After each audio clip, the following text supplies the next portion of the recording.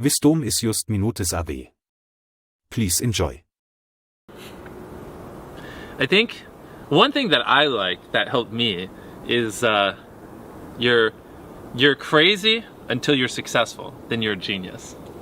And I think for a lot of people, when you're grinding as a small channel, people think you're too obsessed, you're a weirdo, stop only making videos, like get a life, be realistic. People will convince you're out of your mind for wanting to do this, but then once you're successful, they're like, yo, your drive, your tenacity was great. But it's like, yeah, well, where was that back then? You know what I mean? I didn't get that when I was a small channel. And so I think you're crazy until you're successful, then you're a genius.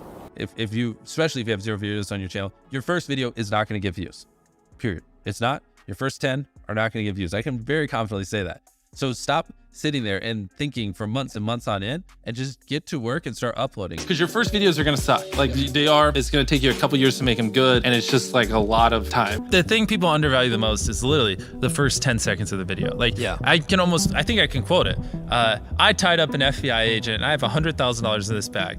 Here's a knife. Good luck. And I just run away. Yeah. Like it gives you everything you need. Yeah. No wasted words, short, concise, and then tension. Like all you need to do, this applies to people who have not uploaded videos but have dreams of being a YouTuber, is make 100 videos and improve something every time. Do that. And then on your 101st video, we'll start talking, like maybe you can get some views, but your first 100 are gonna suck.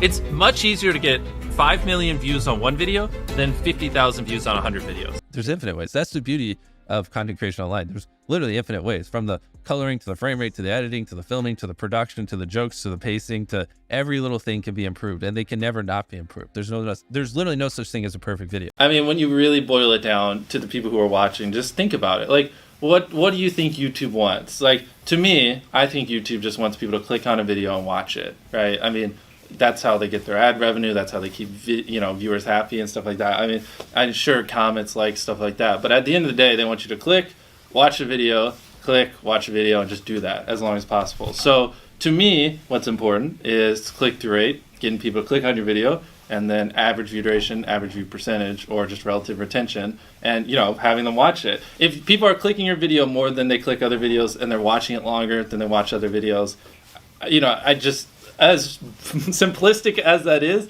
that's like what YouTube wants, and I think that's how you just be successful. Your videos suck. You think your videos are good, but they suck. They just do. And the sooner you learn how to make great videos that people actually want to watch, the sooner you'll get views. I think is the biggest takeaway, because like when I was 14, I thought my videos were the best in the world. They weren't. They're terrible. Many people are making way better videos than me, but I didn't think that. And I think to be successful, you kind of have to have a little bit of that ego where you're like, my content's great, you got to believe in it. But also, like, if you have sub 1,000 subscribers, like, there's a good probability your videos just suck. They just do. And you need to make hundreds of videos, or 100 videos, I don't know, depends on the difficulty of your videos, improve something every time, and just like get to the point where they don't. When you make good content, you'll blow up. It's not the algorithm, it's not anything. It's just like me and most people who are in my position, you just make terrible videos, and that's okay, because you got to make a bunch of videos and improve over time to be great. Like, you don't just pick up a baseball and become an MLB level athlete within a year. It takes many years, and YouTube's kind of the same way. A lot of people get analysis paralysis, and they'll just sit there and they'll plan their first video for 3 months. And what YouTube wants is they want people to click on a video and they want to watch it. Like, at its core, that's what it is. Now, you can like draw little lines and go as deep as you want into how to get people to click and how to get people to watch. I mean, essentially, by studying the algorithm, you'll learn that you're more studying human psychology, right? What do humans want to watch? Ideally, the title represents content that you would want to watch for 20 minutes. So if it's a 20-minute video and the title is "I stepped on a bug," the click-through rate is going to be much lower than if it was like a 5-second video. Like, even nuances of the length of the video based against the title will affect whether people want to click it, because sometimes they just don't add up. I mean, it's that, yes, ideally you want it below 50 characters, because above 50 characters on certain devices, you run the chance of it going ...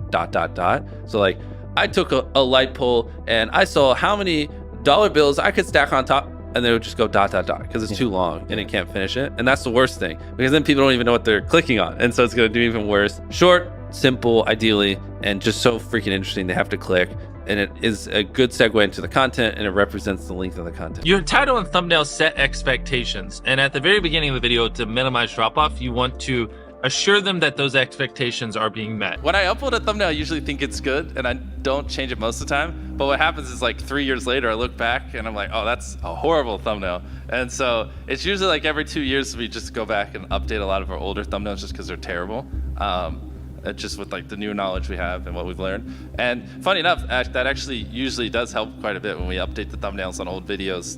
They usually do see a little bit of an uptick because they're just, you know, if we take an old thumbnail where it's like seeing if whatever, like 100,000 magics can stop a car, and it just looks terrible. And then with the new stuff, I know we zoom in a little bit so it's a little more visible and make things look better. Then magically it starts doing a little bit better because now people actually understand what it is because I'm not as much of an idiot anymore. We really should drill this home because like the number one thing is like retaining as many people as possible at the start. Because like envision a chart where you lose 35% of your viewers in the first 30 seconds, and then envision one where you only lose 20%. That's 15% more people that are watching, you know, throughout the video than not. And it's not like you made the whole video like a bunch better. You just had a more strategic intro that hooked them.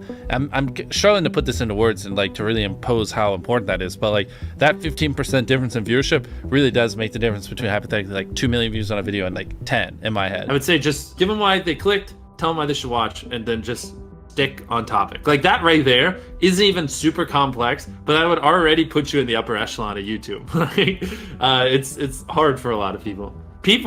For whatever reason, like they just drag it out. A lot of vlog channels do it. It's like eating $100 ice cream, and they'll be like, I'm gonna eat $100 ice cream, but first, and then it's like earlier in the day, and it's just stuff that has nothing to do with what you clicked on. It's like them birthday shopping for their mom, and it's like that's not why I came here. The thing is, it's all knowledge. It really is. And like every time I say this, people debate it to the end of time on Twitter, but I don't care. Like I could start a new channel tomorrow with not using my face or my voice, like without ever promoting it, and in 6 months have 20 million subscribers. I just could. Yeah. It's purely knowledge. Like if you knew what I knew, you could get 10 million views a video, and you could get 10 million subscribers no matter where you are right now within 6 months. It really is just knowledge. You want it to be simple. You want them to be able to, like, when they're scrolling through their suggested or homepage or whatever touch point, you want them to instantly be able to understand what you're conveying, and you want them to feel some type of emotion. You know what I mean? The way I like to phrase it is you want to make it so interesting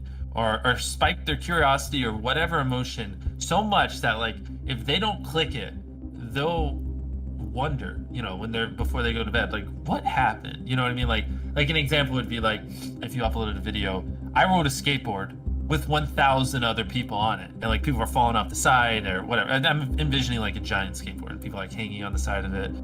Maybe it's like about to go off a big ramp. If you don't click that, you're gonna like be so curious. It's gonna be on your mind, you know? Later in the day when you're daydreaming, you're gonna think like, what happened?